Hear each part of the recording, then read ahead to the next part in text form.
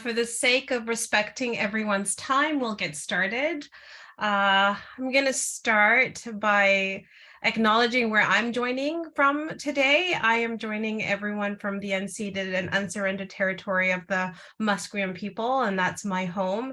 And I really always recognize my positionality and privilege as someone who's not Indigenous to these lands, but continues to be able to do the work that I do, specifically around decolonization, anti-racism, anti-Black racism, anti-Indigenous racism. Um, and always trying to remember what it means to be a good guest, and to always use the power and privilege I have to support the efforts of my host nation title holders, the Musqueam peoples. With that, I'll welcome everybody to the session today. My name is Laraja Chondama. I am the Associate Director for the Indigenous Research Support Initiative, and I'm just going to get us started in a good way. I am co-sponsored through the Indigenous Research Support Initiative, but we'll be introducing Dr. Handel Wright and Dr. Ngai Pindle, who from UBC, from the Faculty of Education and from the Allard School of Law, just to give us a bit of grounding before we get started with the different presentations. So over to you, Dr. Wright, Dr. Pindle. Thank you. Thank you very much, Larato. Hi, everyone. My name is Handel Wright. I'm the director of the Center for Culture, Identity, and Education. And I want to welcome you all to this CCIE session titled Virtual Justice, How Indigenous Court Workers Supported Clients During COVID and Why It Matters. So this is a session that is really about the work of Indigenous court workers, and in this case, also how some of them have acted as co-researchers in a project. This is about, I guess, in some ways, the NCCABC, the Native Court Worker and Counseling Association of British Columbia, and similar associations in the Northwest Territories, in Ontario, in Quebec, and in the Yukon. It's about the crucial social justice inflected representation work of Indigenous court workers, professionals who provide what they describe as a helping hand to justice, an Indigenous informed and client-centered service for First Nations, Inuit, Métis people in their encounters with the court system. I just wanted to mention how this session sort of came about. After a very intensive academic year, I took a short summer break to get away from everything work-related. I went on a staycation to Vancouver Island that included a stop in Nanaimo, of course, to see my friend of many years, Andrew Thornton. We did our PhD together eons ago at the Ontario Institute for Studies in Education at the University of Toronto. Andrew mentioned in our conversation a project that he and John McCormick were just finishing at the Nanaimo Center for Justice, Education, and Research.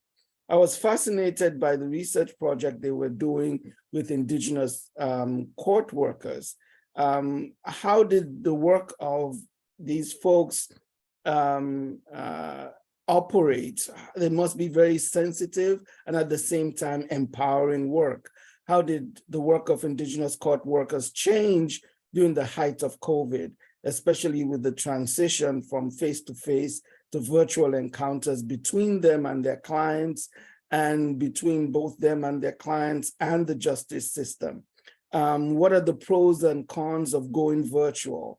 What does and what should the future of the work of Indigenous court workers look like? I had a lot of questions, and I started to think about getting the knowledge and the wisdom of Indigenous court workers more widely known in our own way, of the project and its recommendations also more widely disseminated beyond that official report that Andrew and John and the other co-researchers were working on. So what we've sort of come up with is a collaboration between UBC and maybe the Nanaimo Center for Justice, Education, and Research, and So at UBC, it's the CCIE that's involved. It's also the Peter Allard School of Law with Dean Guy Pindell, who I mentioned this project to, and he very generously thought of the idea that he agreed for the law school to be involved. And with ERSI, the Indigenous Research Services Initiative, you've already met Lorato Chondoma, who heads that. And so that's sort of how all of this came about. So much for my very restful summer vacation, which became, let's really try to do some work on this. So with that as something of an introduction, I want to pass things on to Dean Ngai Pindell, who is Dean of the Allard Law School. Yes, thank you, Handel, and welcome everyone. My remarks will be brief. I am new to Vancouver in Canada. I've been here for just over a year, so I'm looking forward to learning more about these kinds of initiatives that are going on in British Columbia and in Canada.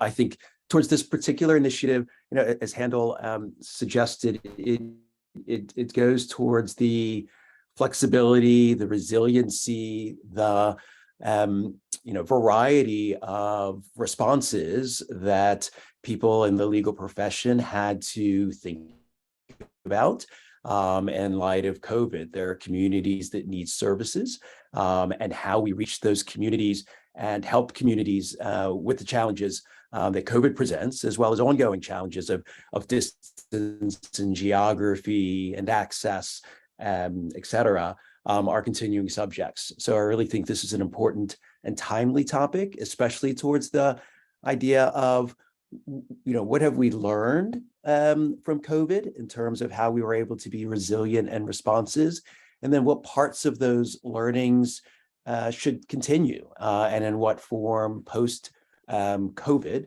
right, as we see some of the benefits of those interactions, as well as some of the challenges presented. So I'm really looking forward to hearing from the panelists, and my apologies in advance because I will be kind of in and out on video, but really looking forward to hearing everyone's comments. So thank you everyone for joining us tonight. And thank you, Handel, for allowing myself and the law school to be a part of today's discussion.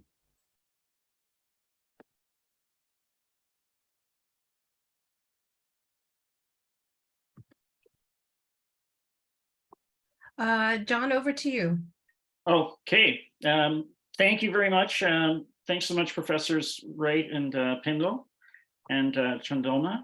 My name is John McCormick, and I am very happy to be here today to speak about this work that we did over the past year. I want to begin, of course, by respectfully acknowledging that I'm speaking to you from my current home in Peterborough, Ontario, which is on the Treaty 20 Michi-Sigid territory, in the traditional territory of the Michi-Sigid and the Chippewa Nations, collectively known as the William Treaty's First Nations, which includes Curve Lake and Hiawatha, Alderville, Scugog Island, Rama, Beau Soleil, and Georgina Island First Nations. Maybe I just, in way of sort of moving towards the conversation today, I was thinking about how an important part of the nation building effort, the journey that we're all on, that is inspired and informed and guided by the work of the Truth and Reconciliation Commission, and that work is really a walk together towards what we would consider a place of true equality. And in my work in community development and community-led research at the Nanaimo Center for Justice, Education, and Research, I've really seen how far away from this vision we are, and how much needs still to be done. So the research that we're speaking about today is, it's not a large piece of research, but it's a really important snapshot on one step along that road. And what I mean by that is that by shining a bright light through research on the experience of Indigenous court workers, especially in the work that they do supporting clients remotely and virtually during the COVID lockdowns, and as a result of the sort of changes to the justice system coming out of this experience, it really has become abundantly clear that the work of Indigenous court workers, while it's sort of often, I don't think, seen or even as a result appreciated, is an incredibly meaningful bridge between the justice system, which is grounded kind of, in a long-standing historical and colonial approach to justice, and Indigenous clients who are really seeking access to equal access to justice. So I think that was the spirit of the work that we went into this with, and we were really interested in knowing how the experiences of court workers could be ratcheted up in a way that was going to even more effectively help to support their clients. So I will be, in my role today, sort of acting as a gentle moderator. And so I'll tell you a little bit about the context for the talk. The research we're speaking about this evening began in February, and it concluded with the acceptance of a final report study to a national director's body of that oversees the various court worker programs across the country in about October. And the study was led by, as we said, the Nanaimo Center for Justice, Education, and Research under Andrew's direction. I'm a managing director there and share this role with him. And it's one of the privileges of my life to be doing this kind of work. The center was contracted by the Native Court Workers and Counseling Association of BC, today represented by Darlene Shackley, who is recently retired, as she said, from about 20 years, over 20 years as executive director. Hats off to you, Darlene, for 20 years of work as an executive director. That is heavy lifting for a long period of time, and that's a big organization that you're running. The NCC-ABC research funding was provided by the Federal Ministry of Justice, specifically the Indigenous Court Worker Program Policy Implementations Directorate at the Department of Justice Canada. Today that's represented by Larissa Rutquist, the manager of the Indigenous Court Worker Program. And the actual data, the most exciting part of this really, and really all the conclusions that came out of the study came from a team that was comprised of the Indigenous court workers themselves, so true participatory action research.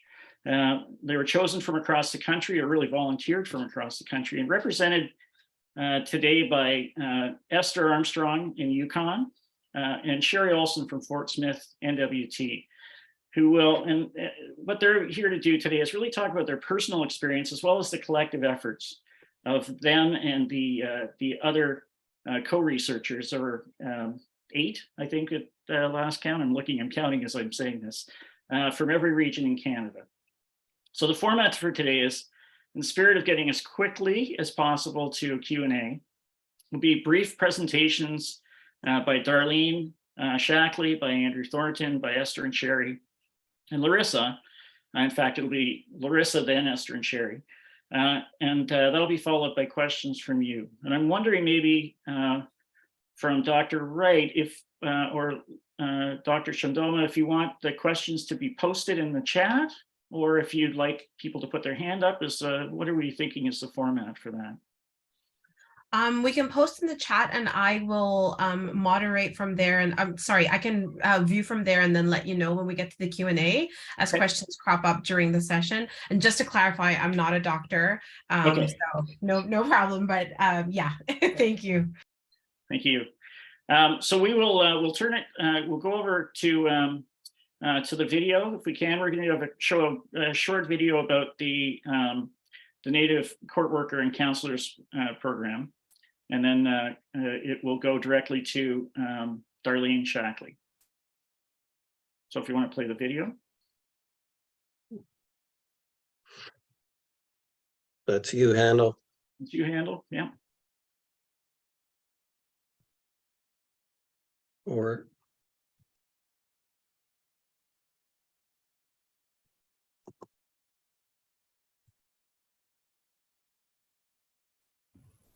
I'm sorry, was that showing?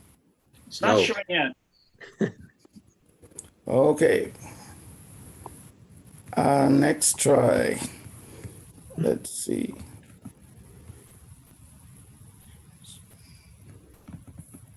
There we go. Perfect.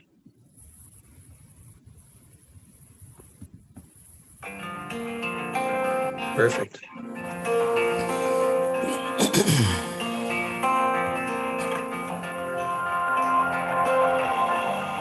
The court system is a very well-oiled machine, and when you're asked to come here, it can be very daunting, very hard, and our staff stand beside people in those appearances.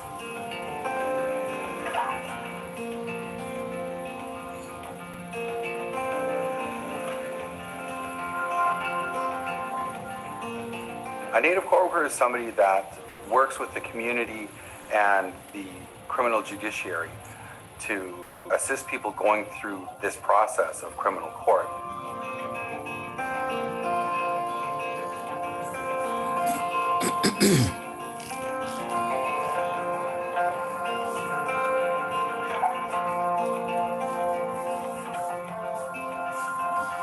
There's a lot of trauma that has happened over years and years to Indigenous peoples, and that caused people to come into the system. As Native court workers, we do take the time to listen to people and to being able to relate to somebody one-on-one. Of course, they need help navigating the criminal justice system, but I think more than anything, they just need somebody that they can talk to, somebody that has time to listen to their story and to help them with the things that they need help with.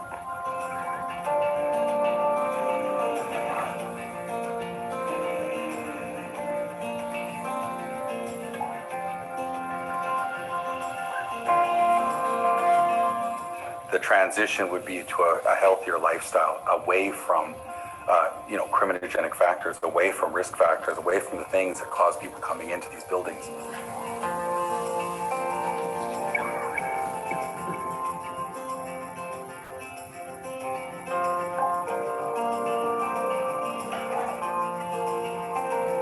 When you look at a holistic process, that's what we look at. How do we involve everybody? It could be an elder in the community. It could be anybody that can help somebody transition from A to B. It's also people in the community that can help lift people up to a better life.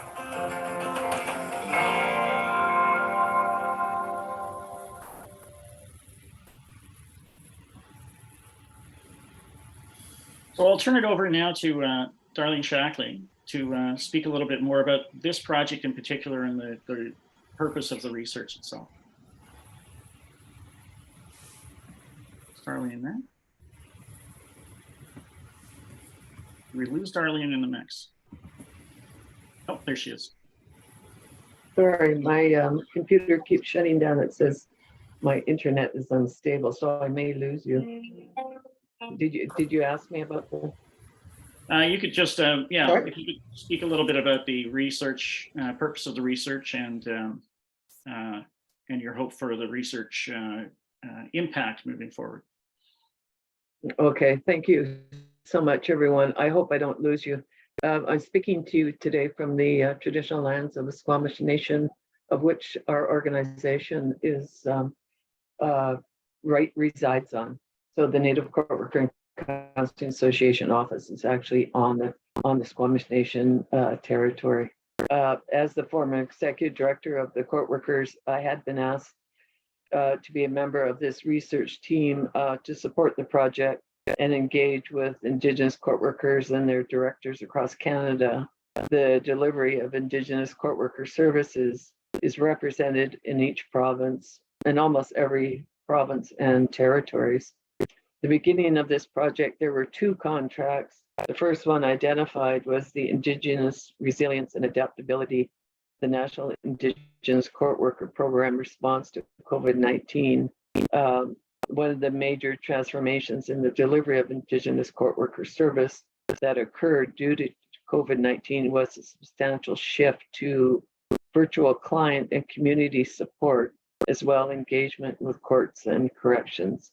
The project you will hear today is to identifies the skills that Indigenous court workers need and the supports clients will need to work in virtual environments. It also provides nationwide training recommendations for improvement in court worker training that reflects the evolution towards virtual and hybrid service delivery, which includes a combination of face-to-face and virtual contact with clients in courts. It seeks to identify how to incorporate Indigenous-centered approaches to communication and interaction into virtual service delivery.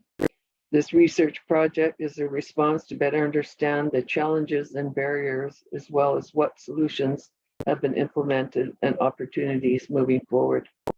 And finally, further, the court closures and changing roles of Indigenous court workers are other examples of ways in which they are impacted in serving Indigenous accused. And I look forward to the recommendations you'll hear now after me. Thank you so much. Thanks, Darlene. So now I'll turn it over to Andrew Thornton to present the findings, and then we will proceed from there to have a sort of a roundtable discussion, starting with Darlene or with Larissa Redquist, and then over to Sherry and Esther. Andrew? Yeah, okay. Larissa, was that the sequence you were expecting? I think that's what we had all discussed. Yeah. Okay. All right. I will cheat a bit and use the old PowerPoint just because I find it easier. Darlene's already provided some of the context for this, and I'll acknowledge that I'm today coming to you from the traditional lands of the Mi'kmaq, but I'm normally in the territory of the Snuneymuxw. So I'm a little later than the rest of you, not that it's going to make that much difference. So Darlene's pointed out the previous context was a quite extensive survey they did in the summer of 2021 and had a report that came back, and in particular expressed this issue of like, how can we better serve clients because we're being forced to do this virtual work because of COVID.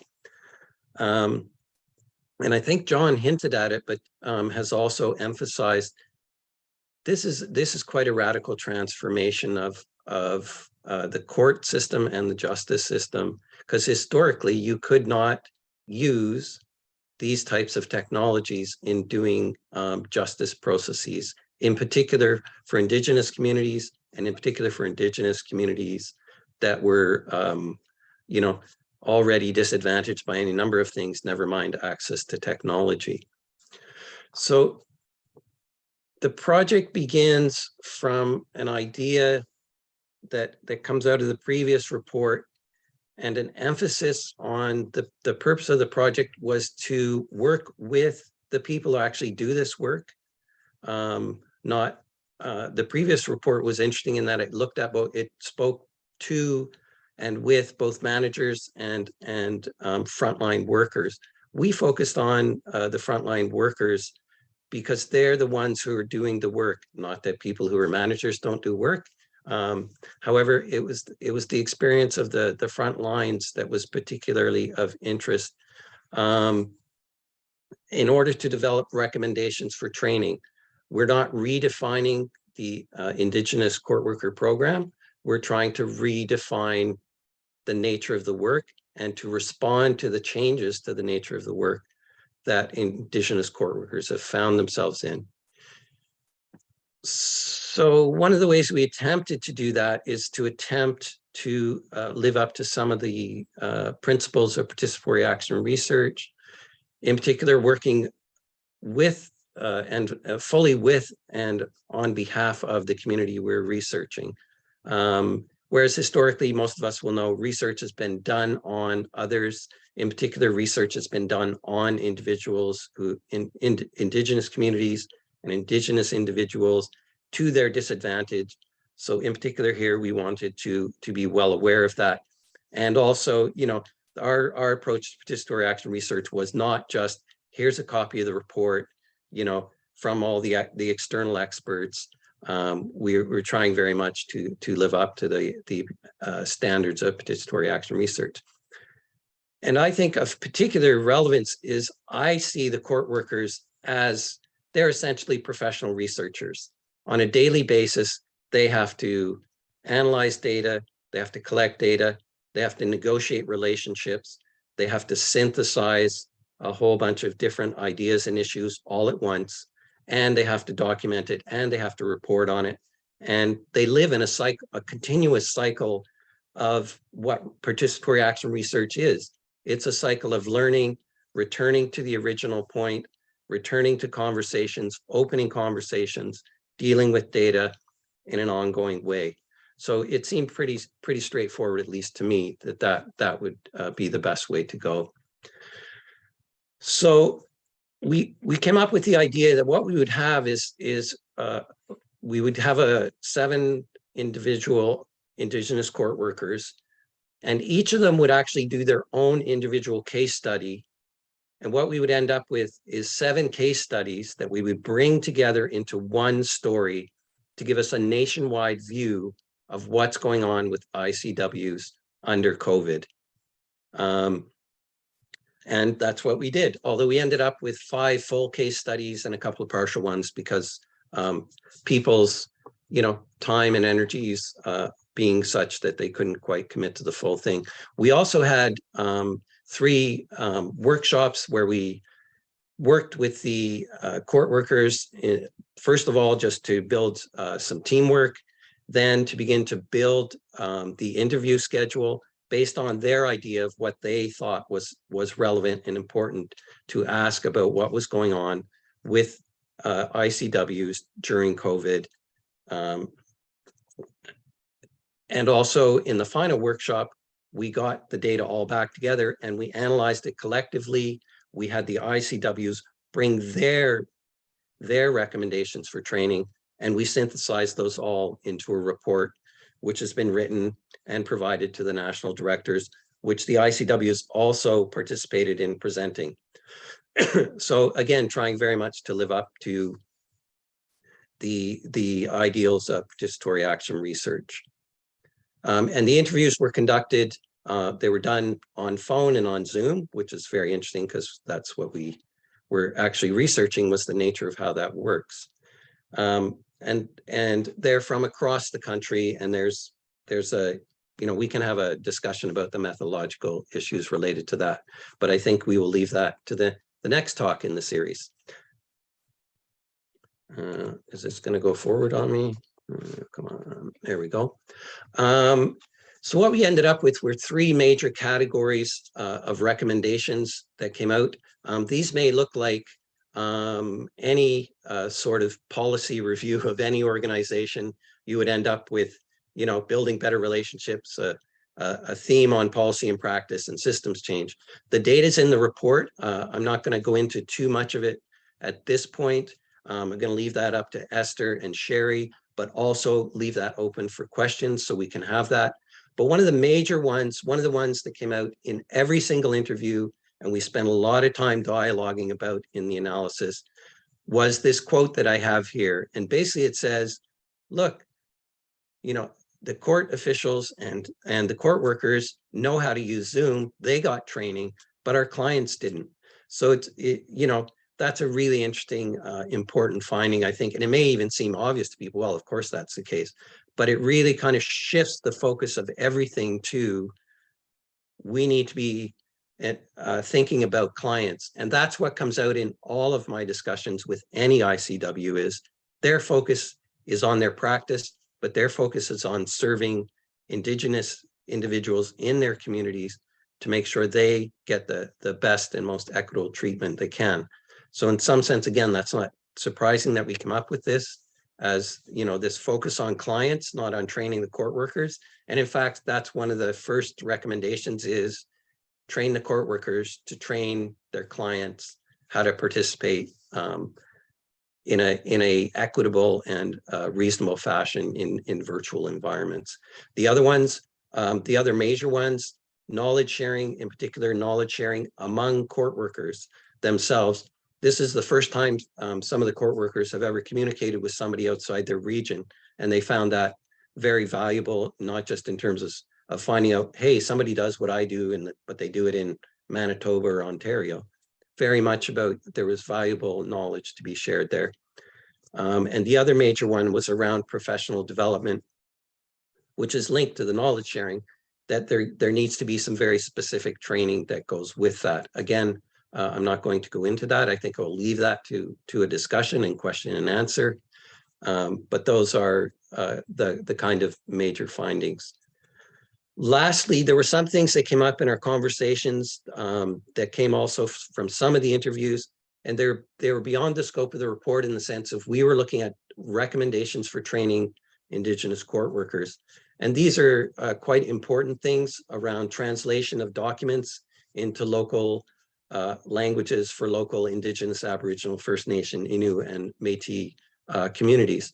That's quite straightforward at one level, but as you might imagine, quite complicated at another. The other was many of the interviewees and our court workers said there's still, profound kind of anti-Indigenous racism in the justice system and among officials, and that needs to be addressed.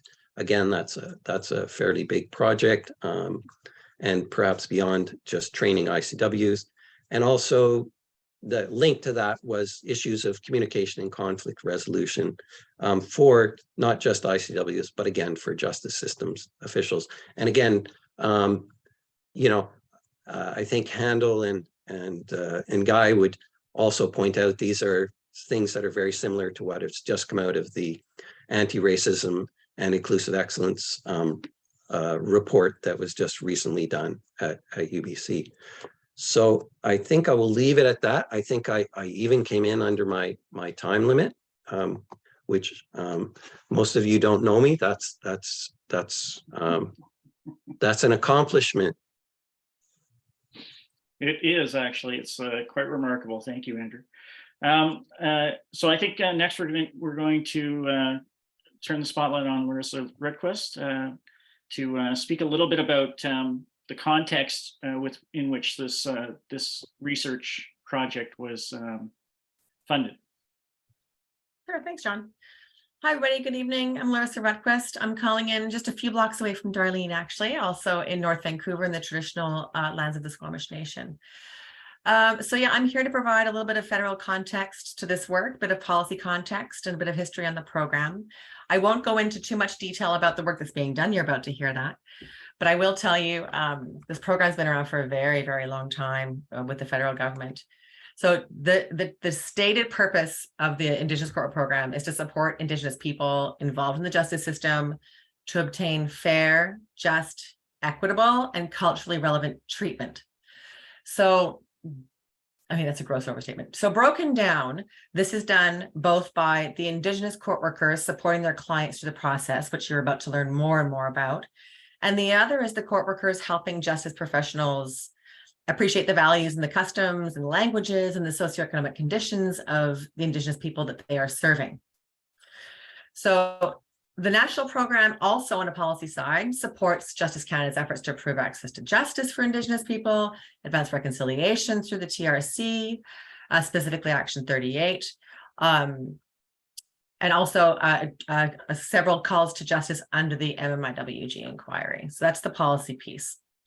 So it's very, very short history about the program, and this will give a bit more of understanding of why we were so supportive of this work and the way that Andrew and John designed it.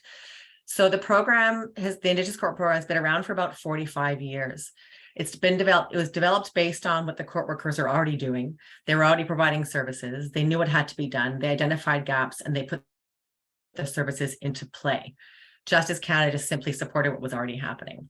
So that the same thinking sort of holds true with this new iteration of court processes and court services. When the pandemic hit, the court workers didn't stop working. They had to adapt incredibly quickly to serve their clients in new and unexpected ways. So we know this hybrid model is here to stay. We all know it's been called on for years and years before the pandemic hit. It just pushed us into action. So we find ourselves once again on Justice Canada perspective, looking to the court workers to guide the program. Where does it need to go? Again, we have to look to the court workers to find out what they're doing so we can follow suit. So this is one of the reasons we were thrilled to support this research. So the way it was designed, it's the same spirit that the program was designed, created 45 years ago. It's looking at the court workers for the court workers to create the policy and create the program and help us guide the work going into future. So I'll just leave it at that. I could talk for hours and hours and hours, but I won't. Just in the context of the research, this is one of the reasons we were very, very supportive of this work. Thanks. Thanks, Larissa. It's true of so much in terms of work like this, community development work, that it's the people who are closest to the mission know more about what's needed than anyone else. And in the case of court workers, they are absolutely the ones delivering on the mission.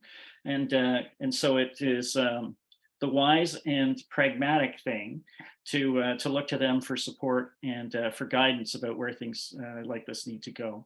So maybe I'll begin in bringing Sherry and Esther into this conversation by just asking if you can maybe briefly describe or outline what a typical workday looks like as an ICW, just to provide some context, and really what are the types of settings that you and others across the country who are working in this profession, where you work, and the kind of cases that you help to support. So I'll leave it to you. Maybe I'll start with Esther. Yeah, and I can start a bit by talking about what our typical workday when we're in court looks like. I work with Carcross-Tagus First Nation, which is a rural community in the Yukon, but we're quite close to Whitehorse, so we support people both in circuit court and the bigger Whitehorse courts. Regardless of where we are on a court day, kind of what we want to do is review the docket, get a sense of kind of what's going to happen. We're particularly looking out for anyone who has a first appearance or anyone that we know or think could be a citizen, just that's looking for some of that extra support, in addition to the files that we're kind of already prepared to speak on that we've connected with our clients about. If court's in person, I try to strategically plant myself close to the door so that anytime anyone comes in, I'm kind of introducing myself, you know, checking in. Do you have a lawyer? Would you like to speak with a court worker? Kind of what are you looking for today? And then introducing clients with their lawyers. Often a lot of the pre-court stuff is over the phone, so they know what their lawyer sounds like, but they have no idea what they look like. So just trying to facilitate those introductions. We also try to flag any files that could be appropriate for restorative justice or diversion, whether we have that conversation in court that day or something we're noting to bring up later. And then during court itself, one of the most common things I personally speak to is first appearances. In the Yukon, you can't apply for legal aid until you've had your first appearance. So you're kind of at the mercy of the court to navigate that system, which can be really intimidating for folks. So we're supporting people a lot with that, and then supporting people while they're waiting to have a lawyer assigned. A lot of that is kind of advocating for the client, especially if they need a bit more time to do the legal aid application. We're kind of explaining to the court why they do, the steps that have been taken, and why they should be granted kind of additional adjournments. And if someone doesn't show up at court, but we have a way to connect with them, we can ask the judge to kind of give us a bit of time to try to track the person down, to kind of avoid there being a warrant or anything like that. And then during court, we just watch and listen to everything. I think it's pretty clear when someone's not really understanding what's happening. There's a lot of legal jargon being used. You know, if their lawyer's explaining what's happening, they may have explained it in layman's terms, but then when they're speaking to the judge, it's a slightly different term. Then they're kind of like, what the heck just happened? That's not what I thought we were going to do. So we kind of watch out for that. And then we can touch base with that person to make sure they understand what's happened, it's what they wanted to happen, and that they know what the next step is. So that's kind of my typical day in court as a court worker. I'll pass it over to Sherry. Hi, I'm participating today from the Northwest Territories in the lands of the Salt River First Nation, the Smith Landing First Nation, and the NWT Métis Nation. So we have quite a few organizations here. I'm going to talk to you about what a court worker does generally in the office, and it varies across the country, but we find some people are completing legal aid applications and getting those lawyers' fees covered, connecting clients to other agencies like addiction counselors, social services, income supports, friendship centers, food banks, whatever people might need. We help filling out documents like residential school claims, change of names, record suspensions, anything that can help them in their community. Some of us also sign documents and affidavits for lawyers if required. A big key thing, of course, as Esther touched on, was that we are connecting clients with the lawyers to make sure that they have that representation, and then helping the lawyers understand the personal circumstances of the clients, and any needs special needs that they have, if they're FASD or if they have addiction issues and such like that. We work with clients on getting them involved with restorative justice, and so we can keep their matters out of court as much as we can. And then, of course, focusing on the support of Indigenous people involved in the community justice system to obtain fair, just, equitable, and culturally relevant treatment in the justice system. Thanks, Sherry and Esther. Hey, just a question in that regard. When we were looking at this research, there's a clear difference between urban and rural court worker processes. Just maybe touch on that briefly, if you can, just about the difference between the kind of clients you might be seeing in a rural setting versus an urban setting. I know I'm going a little off book here, but I've been known to do that. I'm not sure what I would personally say for a difference in urban and rural setting for the clients themselves. But I think the one thing that I really noticed is with the with the rural, we're having circuit court. So we're only having court every 2 months. So there's a lot that comes into that, and a lot of things to do and delays, and a lot of it's, yeah. So I think to me, that's the big difference between the two, but I'm not sure, Sherry, if you would want to speak on any differences in the types of people that we're seeing. Yeah, definitely in the cities, their court is happening more regularly and more often. In the rural areas, we see court about every 8 weeks up here as well. And so people often get lost in the timeframes of things. It doesn't move along as quickly. And then sometimes we also get people who come into the community for an event and leave, but something happens. So now they have to come back to this community to appear in court there. So just there's travel issues. They can't afford to come back, those sort of things. So I think, well, it also happens, right? People go into the city for something and something happens, and then they go home, and then there becomes an issue of having to return back to that original court. Right. That's one of the things about a hybrid model, is that the capacity for virtual attendance at various processes actually is potentially a benefit for clients, so they're not having to travel, stay over, maybe have nowhere to stay. So very important change to the justice system. When you first learned about this research, what was it that attracted you to it, or what was it that sort of made you interested in wanting to participate in it? You want me to go first this time, Esther? So I always like a new challenge, and so I thought it was really interesting. I thought it was a very interesting topic. Of course, I participated in some of those previous surveys, and so this was interesting to see what this result would be. It was a great skill building exercise in research. I haven't done a lot of that myself. So developing the questions and building the rapport with the interviewees and things. So that was really interesting. And I guess the big thing to come out of it is that it's the ability to help clients from wherever they are. So as John touched on, I could have somebody in Fort Resolution, and I can help them from Fort Smith if needed, and connect them that way. And then also even as simple as just doing legal aid applications over the phone now, and that allowance of having those virtual signatures rather than actually having to have people attend the office. That helps with people with, even in this community. Today it's minus 32 degrees outside. So do we want our vulnerable populations going out any more than they have to? And just being able to help them over the phone. And if they have a phone and an internet connection, those things are some barriers that might stop that. But just being able to help people in more ways than we used to before. Thank you. Esther? Yeah, and I think similar to Sherry, I just thought it would be a really interesting experience. I love research and getting involved in things like that. So it was a really cool opportunity to pick something up that was more than just a survey. Like this seemed like a really involved process, which was really neat.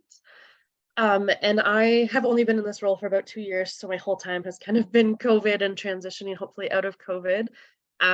But definitely some difficult obstacles to overcome. So I was really curious to see what would come out of this research and how we could maybe address some of the things and challenges that we were definitely facing in the Yukon, and I learned everyone is kind of facing.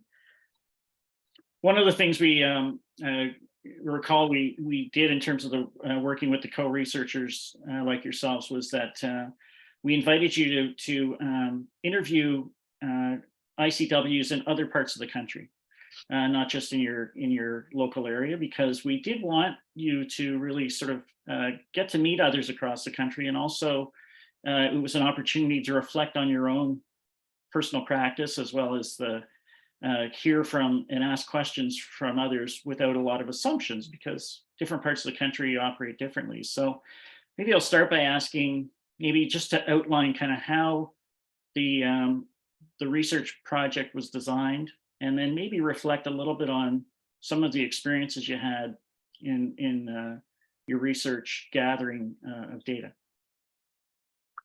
Sure, I'll take okay. this one. Yeah. So Andrew spoke about this with his slideshow, so I'll probably double hit some of his things, but I'll just go through the process. As Andrew stated, that we came into it, and each of our interviews, groups of interviews, was going to be done as our own little mini research projects, and then joined together with the other co-researchers. There were 8 court workers from across the country, and we aimed to get 5 or more interviews each. And we tried to get rural and urban settings, and we ended up with 33 interviews. Prior to the interviews, the researchers met virtually and did workshops. We developed the survey questions and presented an outline of, the first workshop, we presented an outline of the project and its goals. And it was an opportunity to meet everybody and get comfortable talking and meeting each other. The second workshop laid the groundwork for formulating the questions for the interviews. So that was really good. We thought what questions would get us the best responses, and we all participated in that. And then the lead research, Andrew and John and Laura, put together a list of court workers from across the country and provided each co-researchers with the names of people to interview.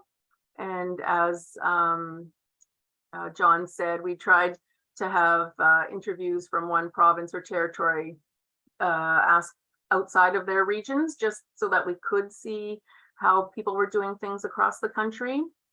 And it was very interesting. A lot of the people I interviewed worked directly for friendship centers or Indigenous organizations, and the support they had sort of varied very much. When it went to virtual in one spot, the person had to get their own computer that they found along the side of the road and set up their own desk at home and do all that. And then another person had, what do you need? And they went and bought brand new laptops and phones and everything for that person. So it really varied depending on the support of their employer. We'll get into talking about the training stuff.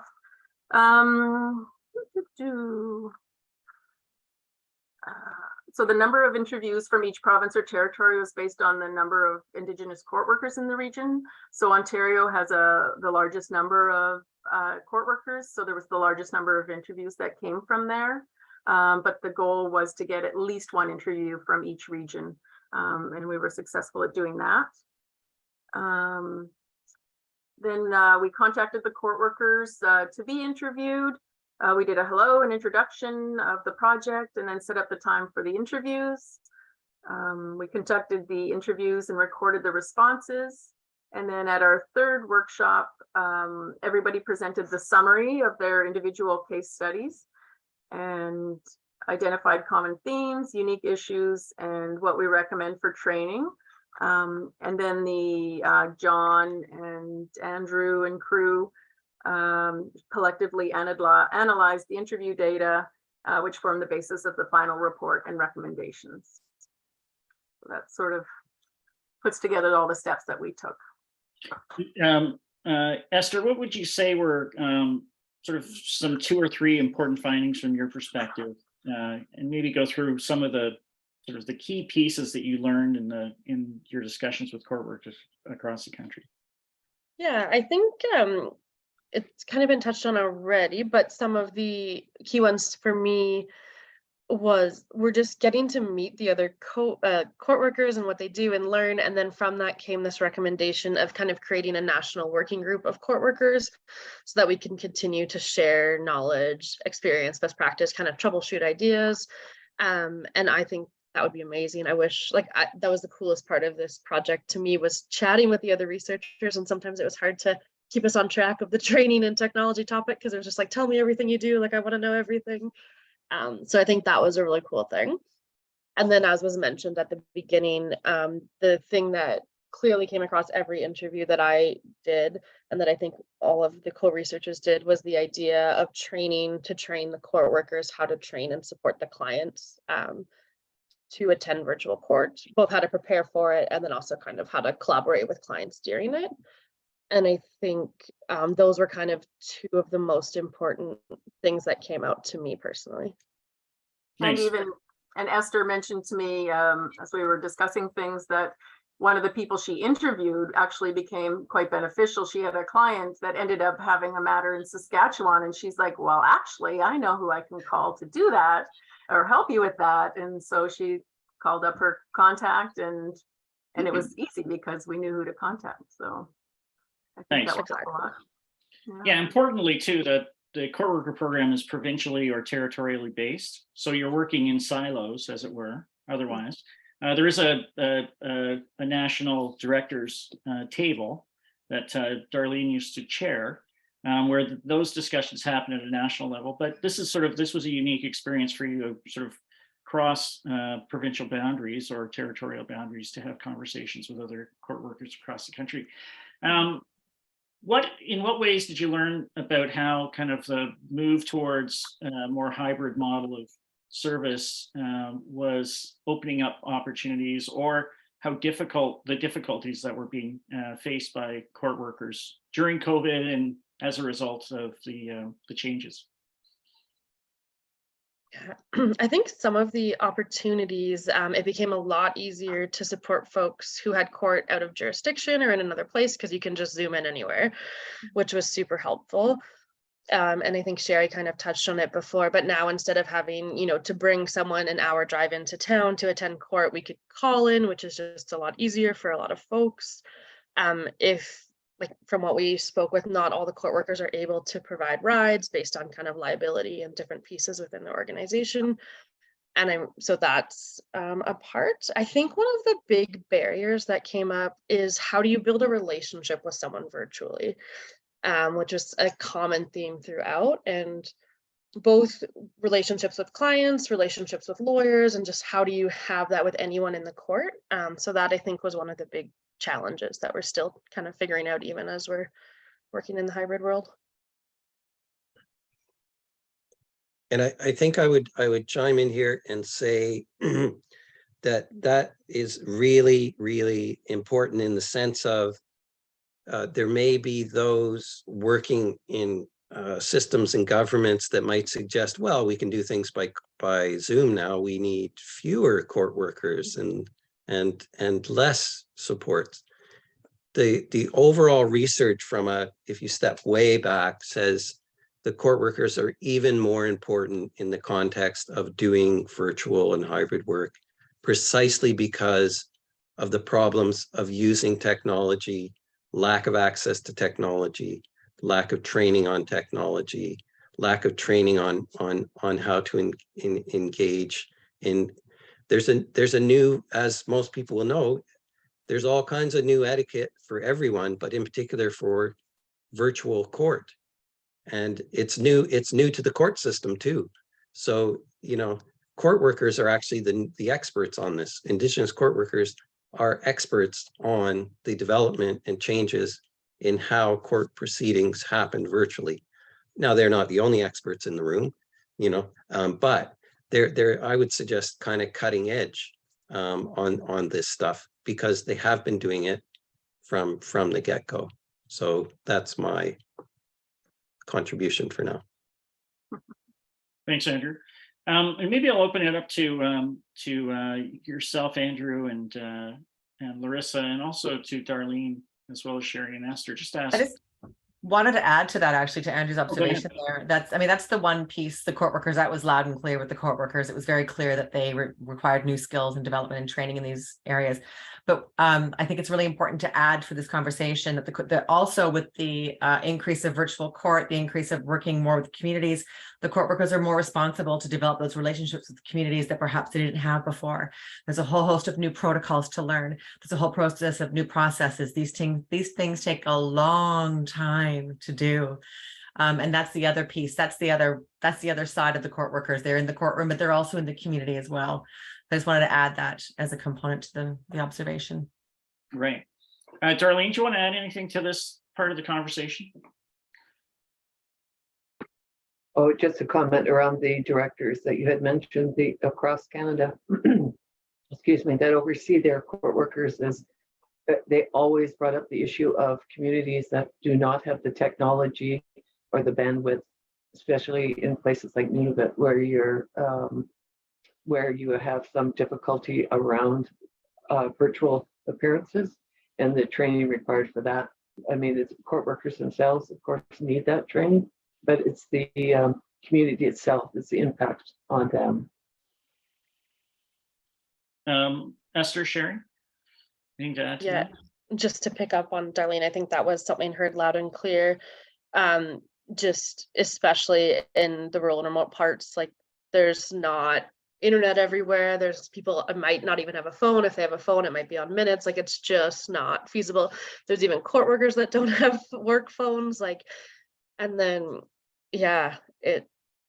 slightly related, I guess, one of the other challenges is when, I think there's just, in terms of technology and the digitization of documents, when we were all sent home, you were sent home and you have nothing. Like you don't have your files, you don't have any paperwork, it's all paper. And how do you make that work in this virtual hybrid world? So I think that's another opportunity that kind of got brought up in the research as well, for how do we make that better for everyone.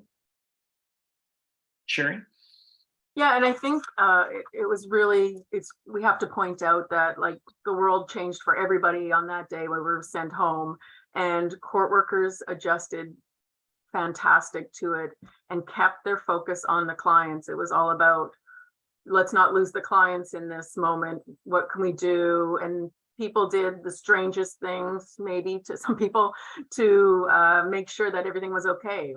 Some examples are court workers took phones to people's houses to make sure that when they called the court, they were still participating in the process.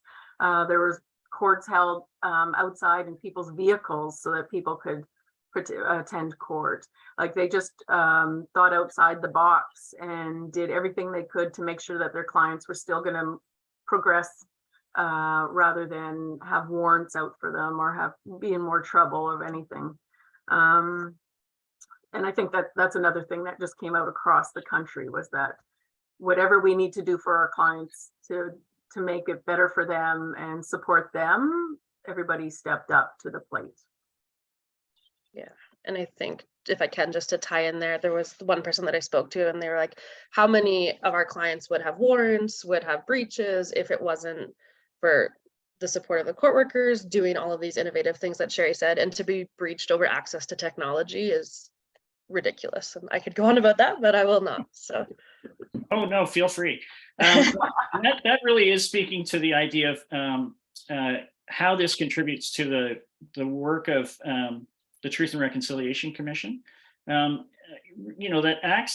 equitable access to the justice system, and the reasons behind the inequalities that exist there are really the sort of fundamental to why the court workers even exist as a profession and as work. So maybe if anyone amongst us would like to speak about that, just maybe to reflect on the nature of that and how that ties into the research that was done. Anyone like to take that one? With in terms of how it contributes to meeting the calls of the TRC? Yeah. I mean, I think we heard, I think it was Andrew mentioned earlier, one of kind of the secondary recommendations that came out is that lawyers and those in the court system kind of receive appropriate cultural competency training, which is called 27. And I think it's still not happening. I think court workers can play kind of a role to kind of bridge some of that gap, but it's not an alternative. I think there still needs to be all of that happening as well. I think there's a lot of the calls kind of talking about funding and sustainable funding, and that I think is not really, a side note, not really coming up in this research, but I know a lot of the court worker positions, you know, aren't full-time, they could be better resourced, and if things like that were done, I think it would allow us to grow the court worker program and do some of that. And then I think one of the big roles that court workers might have in terms of ensuring the calls to action are implemented is in terms of the call to eliminate the overrepresentation of Indigenous people in custody, which is a very big call, but I think the court workers have a lot of information they can share about kind of community-based alternatives, community programs, pushing for restorative justice and things like that, proposing essentially alternatives and showing the court that there are alternatives to keeping people in the system. And I think that's an opportunity for the court workers, as well as others, to kind of take upon that and push as hard as we can. Terrific. Sherry, anything to add to that? No, I think Esther covered that section pretty good. Okay. And I guess yes, one more I would add, if that's okay, John. Yeah. I know that I think another bit which Sherry kind of spoke to is the idea of us being able to share about our clients' circumstances and unique needs and things like that. And I think looking at the section of folks, kind of how to better support folks who are living with FASD and how we can kind of share that information with the client's consent or without their consent, even just giving some tips to lawyers about like, hey, maybe this is a better way to approach the person, and just kind of how do we work better with the population, whether or not we're formally sharing information that the clients may or may not want. Kind of digressing here, but I think again, our role of kind of providing that information to the lawyers and court officials to kind of make it as okay as it can be.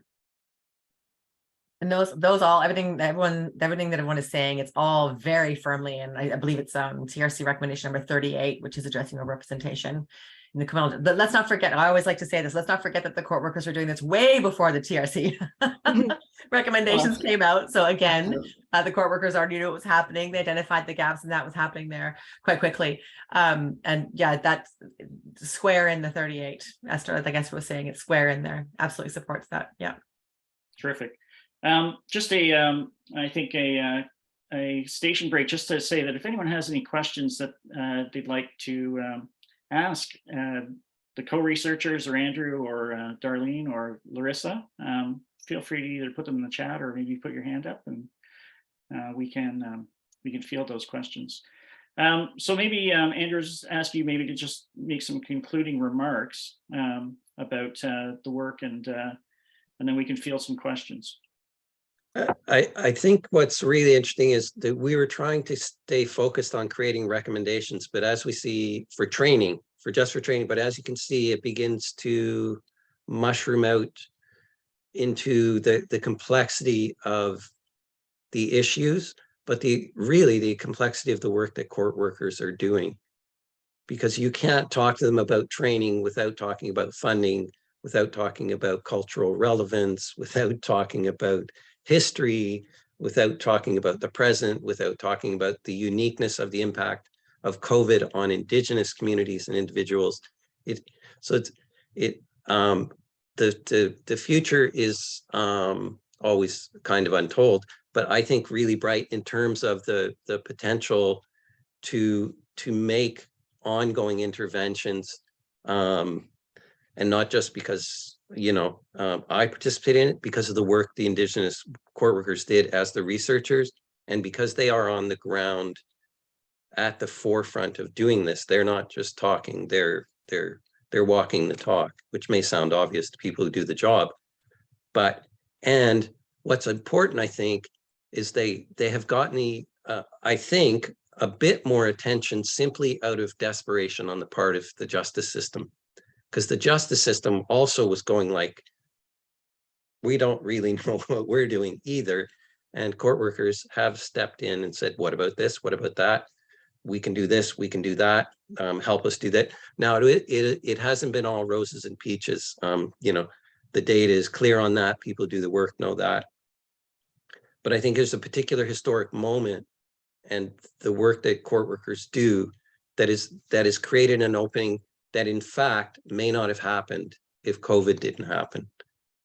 So, a silver lining, let's say. So I kind of leave it at that and definitely invite questions, because I know we didn't really cover too much of the data and the kind of, really neat stories, but both, Esther and Sherry have those. And I read all the interviews, so I can chime in. Thanks. Thank you. Any questions from the audience? Don't be shy. Always tricky to get the first question in. Yeah, I was going to say that because I can see the names and there are a number of court workers online here. It'd be interesting to hear from you. Yeah, maybe if there are court workers online, maybe you can introduce yourselves and where you're working from. And just feel free to, because I can't see for sure who is and isn't, maybe just elect yourself to. John, I think Lorato's hand is The up. first Oh, there you question. go. Hi, Loretta. A lot of court workers have introduced themselves in the chat if you want to have a look there.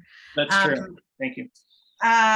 Maybe I'll ask Sherry and Esther, what if you had a direct line to policymakers right now and wanted to tell them the top 2 most pressing things that you feel like need to be addressed in reforming the system post-COVID, what would you say that message is?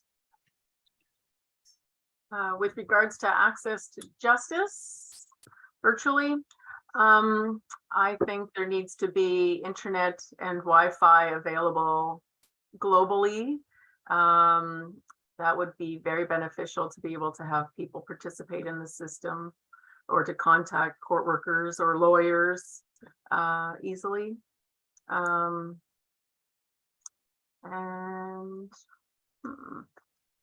funding for sure to to support the court workers, to support the clients, to ensure that the process works for them. Esther? Yeah, I think echo what Sherry said. I think she really got my key points, and I hope we can continue to have these conversations, especially as we're, evolving into hopefully more of a hybrid, not fully virtual, and kind of seeing how that changes things and keeping that dialogue going, because the needs might change as we kind of shift on our journey together. But I think Sherry really got it with access to technology and funding are the big ones. It was very obvious in the research that the access to technology was quite variable across the country. There were some areas that just didn't really. It relied on the court workers to bring technology forward. There was a inconsistency in the way that data was stored. These are all things that related to the training or access to technology. So significant underfunding that court workers are working under, and I think that would be a significant improvement to the program in each province and nationally. Anyone else want to speak to that before I maybe ask Tisha Dobson? Tisha? Hi there. First of all, I just wanted to say I really enjoyed the presentation. I really appreciated that you included actual court workers in the research and the questioning what the needs and whatnot from the court workers perspective. I know that working in previous employments that's not always the case. It's usually a top heavy management contribution versus the frontline workers. And so I really appreciate that, and the connection piece, which is so important between court workers. I'm fortunate I get to work in an office with a wonderful court worker who's been there for 16 years. Her name is Trish, so it's Trish and Tish in the office, which is fun. And so, no, I just wanted to say I really appreciate that, but was also kind of curious as to what's next with this, with all this information. Where does it go? Maybe I can turn that over to Larissa and you to speak to. Oh, sure, John. Yep. That's a very fair question. I can see Darlene looking at me right now going, What? I can feel her. Yes, that's a good question. And the answer to that is we actually had a meeting a couple of weeks ago with the directors in British Columbia, and this was one of the agenda items. I think it was mentioned either by John or Andrew that this is actually the second piece of research that happened. The first one was done by a different organization that looked at how COVID shifted the court workers' work during the pandemic. One of those recommendations that came out of that report was to develop not a curriculum, but to further investigate what specific areas needed additional training or additional capacity development. And that's what these recommendations are. So we put the recommendations in front of the directors a couple of weeks ago, and they prioritized the recommendations, and we will be supporting the development of those areas and the capacity in those pieces. So we're just working on how that's going to happen. So it is going into action. Yes. Darlene, do you want to add anything to that? No, because I'm kind of a spectator, listening. Darlene's been advocating these kinds of things for a long time. If I can, somebody's just asked in the chat if Sherry or somebody or Esther knows, or can I give a brief explanation of the kind of requirements to become a court worker, experience or education or whatever else.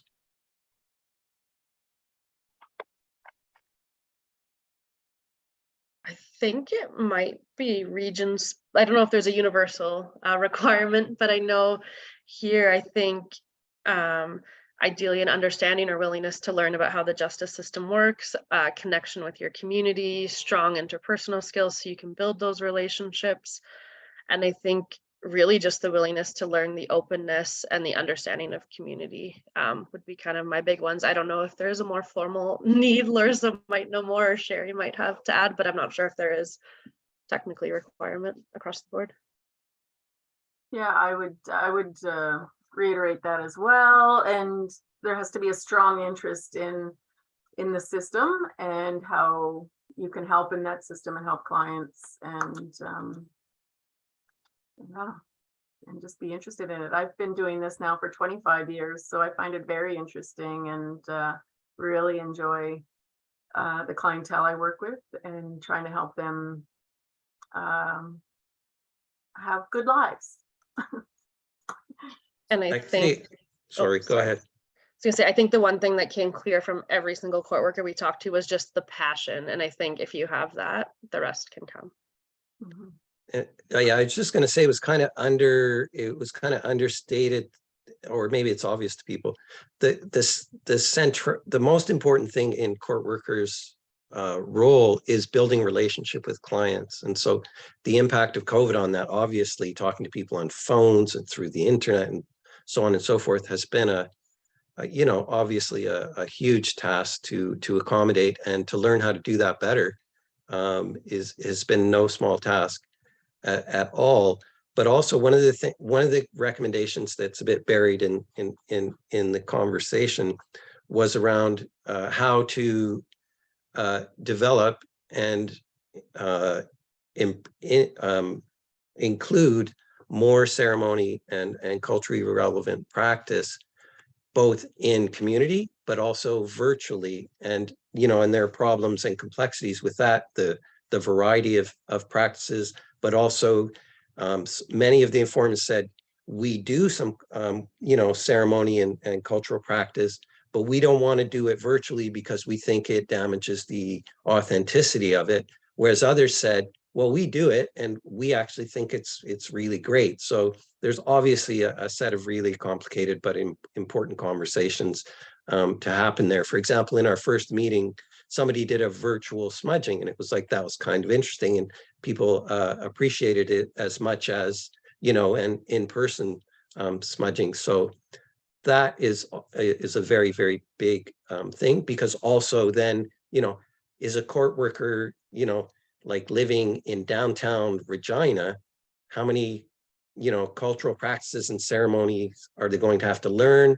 And if they do an inappropriate one, like even as someone who's Indigenous, like, so I know you all are having these conversations, but it was very much part of what came out in the interview. So I don't know if Sherry or Esther want to say something, or Larissa.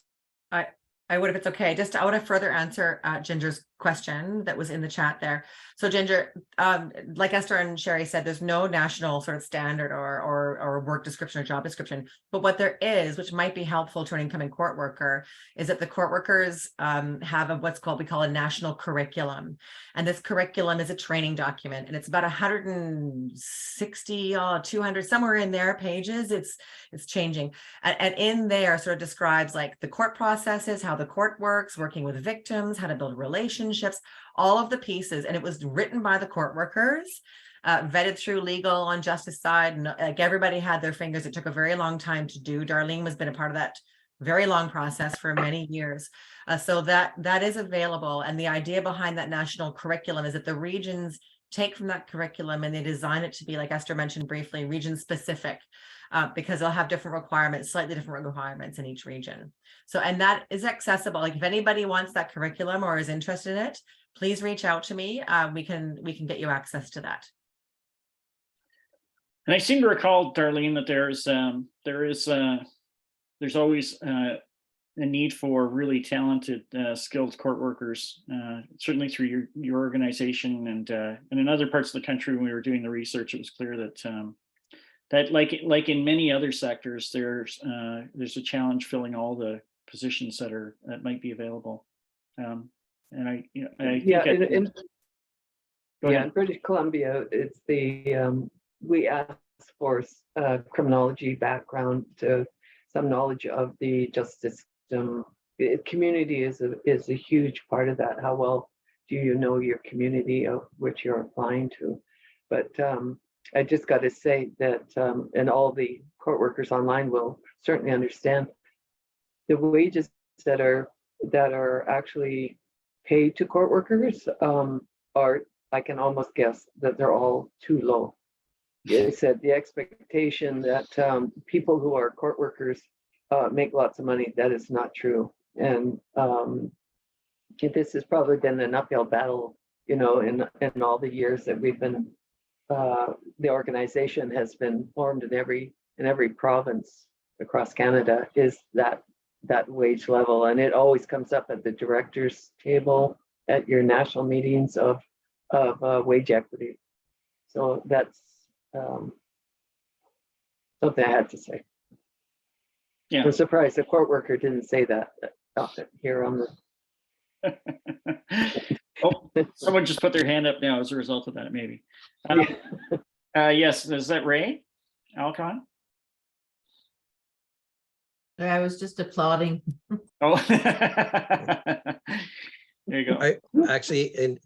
I was going to point out, we did pay the co-researchers an honoraria, or I don't know, we'd had to be called an honoraria because we couldn't call it a wage because of the union contracts here and there and whatever.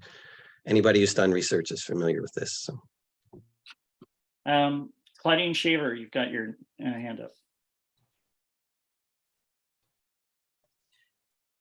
I totally agree, Darlene, with the pay. I work out of Atlin, which is very rural, and Lower Post and Good Hope. During the COVID, they end up having to pretty much close the courts down or do it by video, which was only the lawyer, the judge, myself, and anyone who is working through the justice system that is in community. So, and that was hard for some of the communities because they don't have internet. So I think a couple of them had to go somewhere else to be able to get online to be able to do so. So there was a lot of adjournments during the COVID for that. I also do the Fort St. John and Fort Nelson, and the Fort St. John and Fort Nelson. I was actually just talking to someone about to be able to work virtually has actually helped, especially in the situation that I am right now. It just is able to help me to be able to work not from my office, because I'm in a circumstance right now that's I'm unable to be home at the moment. So to be able to work virtually has definitely helped. So the COVID has helped in that situation for sure. I have lots more to say, but I'll let other people talk. No, thank you. It's true that it is sort of a silver lining scenario with respect to COVID. That in that, because as a result of the extreme changes that had to happen or had to take place, it really forced the court system to make changes that it was, and even the justice system, corrections centers, to make changes that they had resisted, quite frankly, for a long time. One example of that was the in correctional centers in BC, allowing access to video for inmates so that they could actually interact with the justice system, because they couldn't leave the correctional centers. Rebecca Murphy has her hand up, and then Boyd, I just saw you put your hand up briefly as well. Rebecca? Hi. Well, kind of going on what Darlene was saying, I joined NCC-ABC during COVID. So that hybrid and virtual services was something that, I did from the very beginning of my time with the organization. And what Darlene was saying, that like Native court workers, we don't make much, and we have a diverse set of skills. So when clients do not qualify for legal aid for financial purposes, we are helping negotiate with Crown and with other justice personnel, hopefully towards an early resolution. We can't run a trial, but we're trying to explain that to the client as we go. Being able to have virtual court has been a blessing and a curse. Not, like as was touched on, not very many people, not everybody has access to a phone or internet. Many of my clients are without housing, without access to phone or internet, so that can be quite challenging. But I've also had clients come to my office and say, I have court right now in this other town, and I've been able to assist them with those appearances. So they didn't get a warrant, and so that they, and support them with making that appearance. So that's one good thing that's come out of it. That's very interesting. Thanks, Rebecca. That's one of the things that we did hear from across the country, was the ability to actually support and respond to the needs of clients when they were in circumstances that were going to lead to additional problems for them. Boyd. Oh, thank you. My name is Boyd Gallup, a court worker in Port Alberni, BC, on Vancouver Island, and I cover the West Coast as well, Ucluelet and Tofino, the circuit courts. First of all, thank you for inviting us and attend this. I find it very interesting. Since COVID, Tofino and Ucluelet court, Tofino is an hour and a half away from Port Alberni.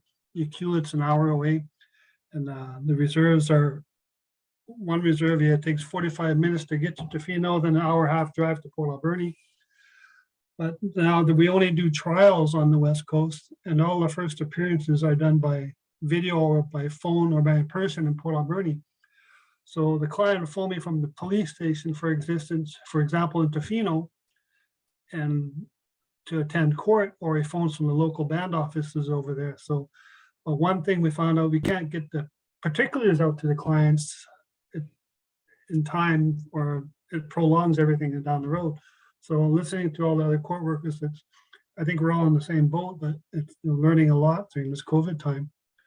I just want to share that and say thank you again. Thank you, Boyd. One of the things we learned was that there was some work done on getting court documents, making them more accessible online, and maybe Sherry or Esther, you want to speak to that a little bit as well? And did you have any experience with that in your interviews with anyone across the country? I don't think I did, but I had kind of the reverse problem as working as a court worker, where we had to get someone to sign like a probation order. They were at home, I was at home, no one had a scanner, no one had a printer. So we ended up like, it was a mess, but we figured it out. It involved a lot of people, and it just became so much more complicated. And then that person had to share this with more people than they necessarily wanted to. But it was all of those little things where you're like, how do you get a piece of paper signed and sent back, which should be so simple, but it became so difficult. So that was kind of the issues that I ran into more on my end. Thanks. Other questions? We're now at, what time are we at? 7 p.m. In BC. I'm trying to translate from Peterborough, Ontario time. And I'm not sure if I'm passing this back at this point, if we are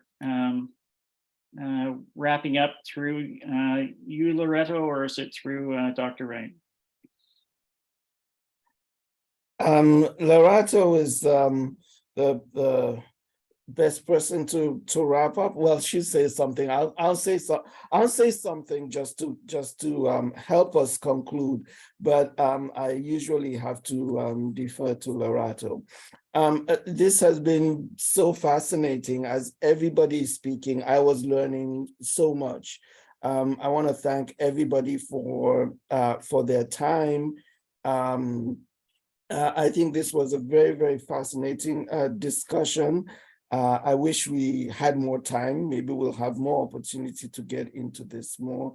There are other people behind the scenes that I should thank, but I don't know all of their names. Loretto will help me to thank the students who worked on this.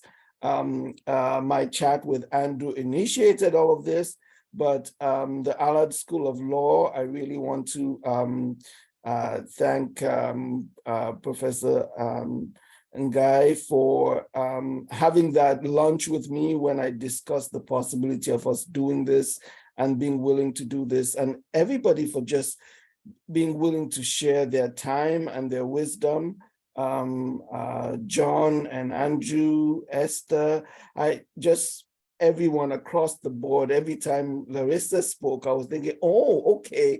I was just learning more and more. So this has been very enriching for me. So from all of us sort of at UBC on Musqueam territory, I do want to thank everybody for participating.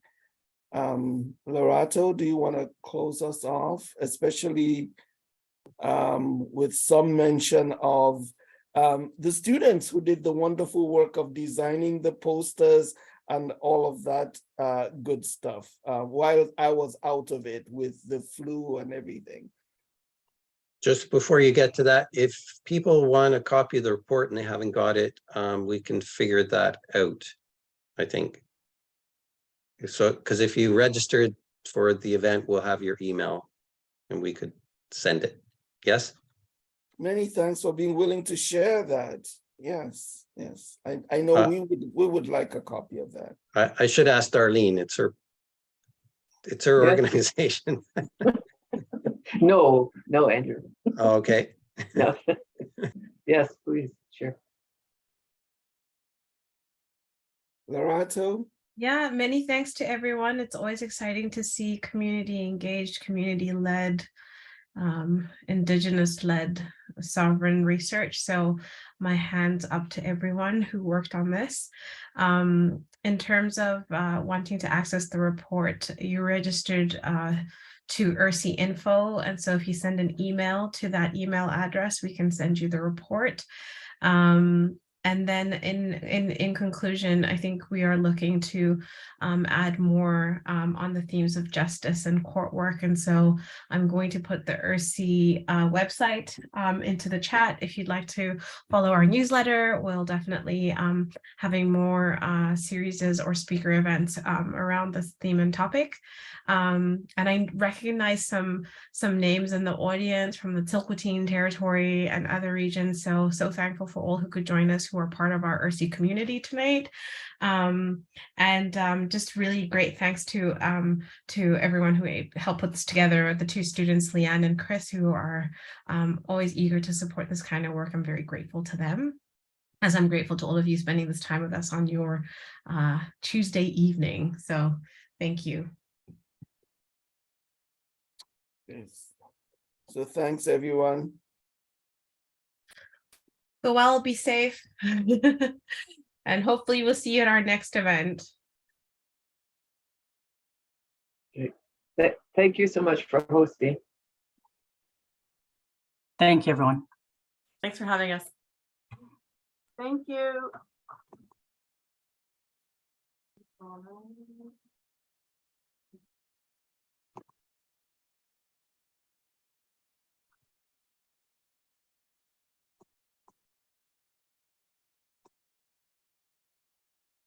Good work, Esther. You too, Sherry. Nice to Very see you. Esther. Good job. Amazing. You kept the audience stayed steady throughout the whole presentation. No one dropped off until the last 10 minutes. So that's rare. So I just want to congratulate you on that on a Tuesday night in an hour-and-a-half session. So yes. Wonderful. Thanks for having us. Thank you. Absolutely. Yes. And yes, if you do end up in Whitehorse, let me know either. Yeah, I don't know. I'm not coming up before the snow starts to thaw. I have been stuck with my kidlets in all sorts of places, so not this winter. But if I do, I'll definitely look you up. And please be sure to join our newsletter. We had a bit of a hiatus in terms of people leaving the university and this unit specifically during COVID. So I'm just rebuilding the team, but it's all about community-led research, and it just supports Indigenous community-based research. So anything we can ever do. I'm thinking about bringing the Justice Council for our next event and keep a justice theme going. So if there's any interest in participating or connecting with any of the Leadership Council folks, let me know. Still in the works of reaching out to them and finding some dates, but yeah, if there's any way those synergies and connections can happen, happy to help. Yes, I've opened your website and I'm excited to take a peek. Awesome. I'll check it out tomorrow. All right, go have a good, well-deserved rest. Okay, And thank you safe so much. travels home. Have a good trip. And Sunday, going to the sun. I'll think of all of you in the snow. I will. Yes. Sherry and her -32. Sherry in the real snow. What do we have in Vancouver? Pretend, but yeah. All right, nice to meet you. Nice to see you, Sherry. See you soon, Loretta. Bye, everyone. Stop.